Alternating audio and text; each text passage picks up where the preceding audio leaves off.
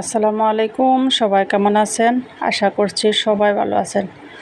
আজকে আমি দেশীয় তাজা মাছ রান্না করব, সেই রেসিপি থাকছে আজকে। প্রথমে আমি তেল গরম করে 1 কাপ পেঁয়াজ কুচি দিয়ে দিয়েছি।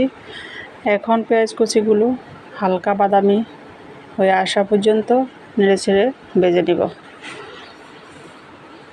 এই তো এখন আমি দিয়ে দিয়েছি 1 চামচ রসুন বাটা, 1 চামচ পেঁয়াজ বাটা, আর দিয়ে দিয়েছি 1 টুকরো কাঁচামরিচ বাটা। এই সব মশলাগুলোকে তেলের উপরে নেড়ে চেড়ে একটু ভেজে নিতে হবে। তারপরে অ্যাড করেছি লাল মরিচের গুঁড়া 1 চামচ, হলুদের গুঁড়া 1 চামচ, ধনিয়ার গুঁড়া 1 চামচ, জিরার গুঁড়া 1/2 চামচ, দিয়ে দিয়েছি স্বাদমতো লবণ। এখন 1 কাপ পানি দিয়ে আমি ভালোভাবে কষিয়ে নিব,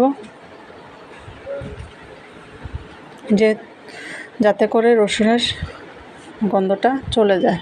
এখন 1 টুকরো ফ্রোজেন করা টমেটো দিয়ে দিলাম।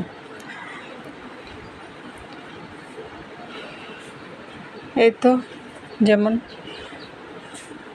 ট্যাংরা, শিং, বাইং, এই ধরনের দেশীয় তাজা মাছগুলো আমি আগেই ধুয়ে পরিষ্কার করে নিয়েছি। এখন আবার ভালো পানি দিয়ে আবারও ধুয়ে আমি মশলার সাথে দিয়ে দিব।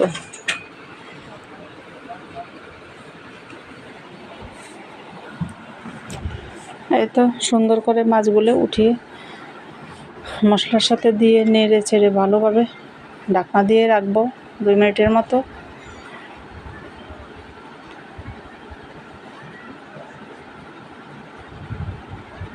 কিছুক্ষণ ঢাকনা দিয়ে কষিয়ে নেব, যাতে করে মশলাগুলো মাছের মধ্যে ভালোভাবে ঢুকে এবং স্বাদটা ভালো আসে। এই তো আমার মাছগুলো কিছুক্ষণ কষানো হয়ে গেলে আবারও নেড়ে ছেড়ে আমি 1 কাপ পরিমাণ পানি দিয়ে দিব। মাছগুলো ভালোভাবে রান্না হওয়ার জন্য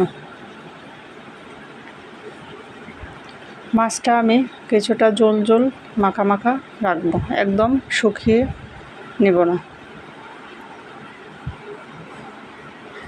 কিছুক্ষণ পর নেড়ে চেড়ে দিব।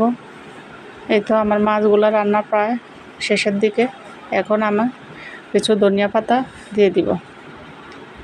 ধনিয়া পাতা দিয়ে নেড়ে চেড়ে দিব আবারও।